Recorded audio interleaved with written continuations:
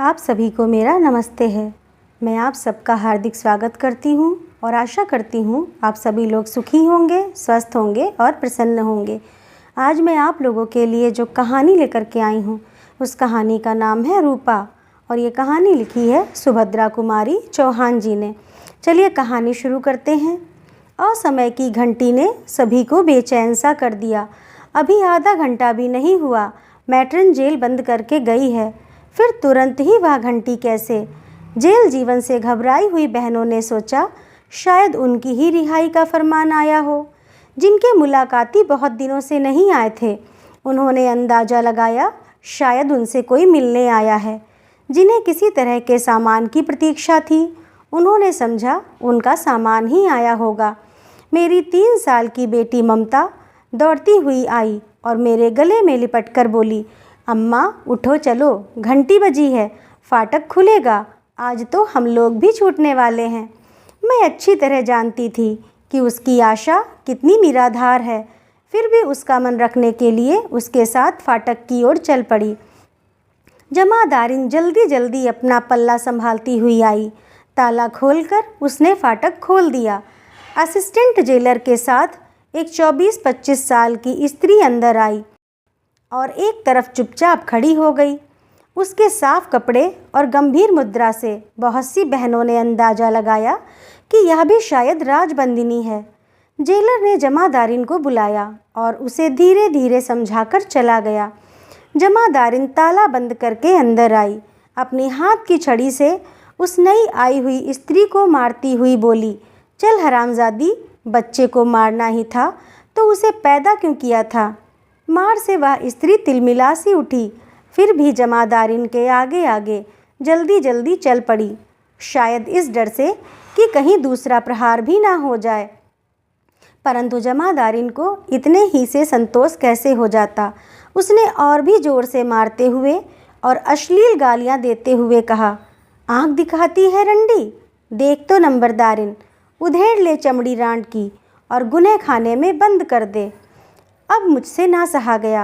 मैंने कहा, जमादारिन, मैट्रन ऐसा करे तो करे, पर तुम बाल बच्चे वाली स्त्री ठहरी, तुम किसी पर बिना जाने क्यों हाथ उठाती हो? जमादारिन का स्वर उसी समय बदल गया। उसने मुझे देखा ही नहीं था, नहीं तो शायद इस बेरहमी से ना मारती। बोली, आप नहीं जानती बहन जी, यह खूनी औरत है, अपने बच्चे को मार डाला है इसने।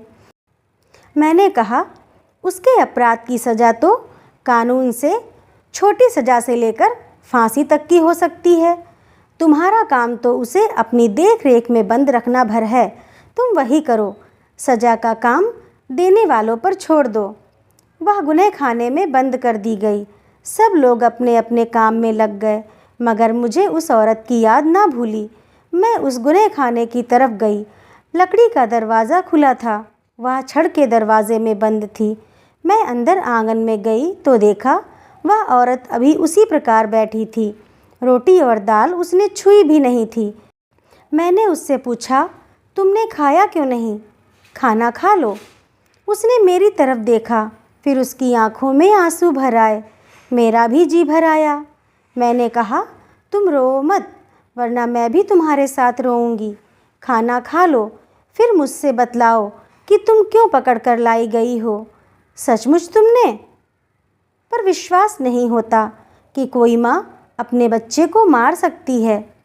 अब वह फूट पड़ी, रोते रोते बोली, कोई माँ मारे चाहे ना मारे, मैंने तो अपनी बच्ची को मार डाला है बहन जी, यह बात सच है। कैसे? मैंने आश्चर्य से पूछा। कैसे मारा, क्या बताऊं? और वह फूट फूट कर रोने लगी। मैं उसके पास बड़ी देर तक खड़ी रही। बहुत बार उससे खाने को कहा, पर उसने ना तो खाया और ना ही यह बतलाया कि उसने अपने बच्चे को क्यों मारा और कैसे मारा। मैंने सोचा इसके पास से जाऊं तो शायद यह खाना खा ले और कुछ आराम भी कर ले। मैं अपने ओठे पर आकर लेट गई और वहाँ कुछ देर तक पड़ी रही। एकाएक फाटक की घंटी बजी और फाटक खुला। मैंने देखा कि 2 स्त्रियां रूपा को कहीं लिए जा रही हैं। पास ही खड़ी हुई कैदिन ने पूछा, रूपा को कहाँ लिए जा रहे हैं ये लोग? वह धीरे धीरे बोली, खूनी औरत है ना, इसलिए फांसी वार्ड में ले जा रहे हैं। रूपा चली गई, पर मुझे उसका रोना, उसकी विषाद भरी आंखें, उसका चेहरा भूलता ना था। मन कहता था कि वह हत्यारिन नहीं है, पर मेरी आंखों के सामने वह फांसी वार्ड में गई, हत्या के जुर्म में पकड़कर आई। फिर अविश्वास के लिए कहाँ जगह थी। धीरे धीरे मैं रूपा को भूल चली थी। एक दिन अखबार के एक समाचार ने उस याद को ताज़ा कर दिया। समाचार था, गांव में रूपा नाम की स्त्री अपनी 6 साल की बच्ची को लेकर कुएं में कूद पड़ी। खबर होते ही गांव वाले आ गए और माँ बेटी को कुएं से निकाला। बच्ची तो मर चुकी थी, लेकिन रूपा को कोई हानि ना पहुंची थी और वह बच्ची की हत्या करने के अपराध में पकड़कर जबलपुर सेंट्रल जेल में लाई गई। बच्ची को लेकर वह कुएं में क्यों कूदी, इसका कारण अज्ञात है। मैंने अखबार पढ़ा और जान गई कि हत्यारिन रूपा है। मेरे रहते ही 2 महीने बाद एक रोज़ आजन्म कारावास का दंड लेकर रूपा फिर जेल में आ गई। दयालु मजिस्ट्रेट ने उसे फांसी ना देकर आजन्म कारावास की सज़ा दी थी। रूपा सब स्त्रियों के साथ जेल में काम करती, मगर चेहरे पर विषाद की छाया बनी ही रहती। एक दिन मैं बीमार पड़ी और वह मेरे पास सेवा शुश्रूषा के लिए भेजी गई। मैं करीब 2 महीने बीमार रही। अस्पताल में मैं अकेली अपनी बच्ची के साथ रहती थी। रूपा दिन रात मेरे पास रहती। मेरी बच्ची को वह बहुत ज़्यादा प्यार करने लगी थी। बच्ची भी उसे घड़ी भर ना छोड़ती थी। आश्चर्य तो यह था कि मेरी बच्ची साफ साफ बोल ना पाती थी, फिर भी रूपा उसकी सब बातें समझ लेती थी। एक दिन किसी ने बच्ची ममता को साफ ना बोलने के लिए चिढ़ा दिया था और बेचारी उदास होकर सो गई थी। इसी चिंता में मुझे नींद नहीं आ रही थी। जेल में एक बच्चा और था। उसे जेलवासिनी बहनें बहुत प्यार से रखतीं, उसके साथ खेलती, बातें करती, पर ममता साफ ना बोल पाती थी। इसलिए उससे कोई ना बोलता, उसे प्यार ना करता।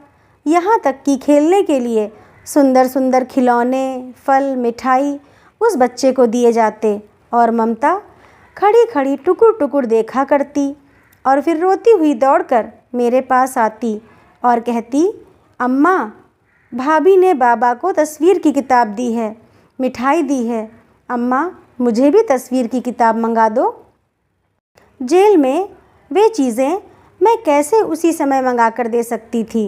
कम से कम मेरे साथ तो जेल में यही होता था कि एक चीज़ 15 दिन पहले कहने पर मिलती थी। ऐसी बातें प्रायः हो जाया करती थीं और इन्हीं कारणों से मैं बहुत दुखी रहा करती थी। उस दिन भी ऐसा ही कोई कारण था और मैं सो ना सकी थी। रूपा मेरे पास आई, बोली, हाथ पैर दबा दूं बहन जी, आपको नींद नहीं आती? मेरे बहुत रोकने पर भी रूपा मेरे पैर दबाने लगी। मैंने उसका हाथ पकड़कर उसे अपने पास बिठा लिया और कहा, रूपा, आज तुम मुझे बताओ कि तुम बच्ची को लेकर कुएं में क्यों कूदी थी। वह बैठ गई। उसके चेहरे का विषाद कुछ गहरा हो गया। बोली, बहन जी, मेरी गोपा इसी तरह थी जैसी आपकी ममता है। आपने बम्बई जाकर सैकड़ों रुपए खर्च करके ममता का मुंह ठीक करवा लिया है, पर मेरे पास रुपए कहाँ से आते। गोपा का बाप कहता था, खूब रुपया कमाकर अपनी गोपा को बम्बई ले जाकर ऑपरेशन करा देंगे, तब सब ठीक हो जाएगा, और इसलिए खूब रुपया कमाने के लिए वह लड़ाई पर चला गया। तब से उसकी कोई खबर नहीं मिली। इधर मैं अकेली और जरा सी गोपा, जहाँ मेहनत मजदूरी को जाती, वहीं बच्चे और कभी बड़े बड़े लोग तक गोपा को साफ ना बोलने पर चिढ़ाया करते। लड़की चिढ़ती, दिन भर रोती, मैं उसका मुंह पकड़ती। बिना मेहनत मजदूरी के काम ना चलता और जहाँ जाती वहीं यह बात होती। जिस दिन मैं कुएं में कूदी थी, उसके एक दिन पहले मैं एक जगह मजूरी के लिए गई थी। ऊपर मैं कुछ काम कर रही थी और वहीं जीने पर गोपा एक लकड़ी लिए बैठी थी। नीचे मोहल्ले भर के 10-12 लड़के लड़कियां उसे चिढ़ा रहे थे। वह कभी इसे कभी उसे मारने दौड़ती, पर वे थे 10-12 और गोपा अकेली। मैंने देखा मुझे बड़ा क्रोध आया। गोपा को मैंने गोद में उठा लिया और पास ही जो लड़का उसकी चोटी खींच रहा था उसे हल्के से पीठ पर मार दिया। बस फिर इसी बात को लेकर उन लोगों से कहा सुनी हो गई। अब मुझे काम भी ना मिलता, पैसों की तंगी होने लगी। इधर बच्चे गोपा को और ज़्यादा चिढ़ाकर तंग करने लगे। सोचा अभी छोटी है, समझती कम है, जब बड़ी होगी तब गोपा को कितना बुरा लगेगा। मेरी गोपा दुखी हो जाया करेगी और कहीं मैं मर गई तो। फिर बहन जी, मेरे मरने के बाद गोपा की जो दुर्दशा होगी उसे सोचकर मैं पागल हो गई और उस दुर्दशा तक गोपा ना पहुँचे, इसलिए आगे वह कुछ ना कह सकी। पास ही पड़ी हुई ममता को मैंने और पास खींचकर छाती से लगा लिया। मेरी छाया मुझसे बात कर रही थी। तो दोस्तों, कैसी लगी आप लोगों को यह कहानी? अगर अच्छी लगी हो तो लाइक करिए, शेयर करिए और ऐसी ही और कहानियों के लिए मेरे चैनल को सब्सक्राइब करिए। धन्यवाद।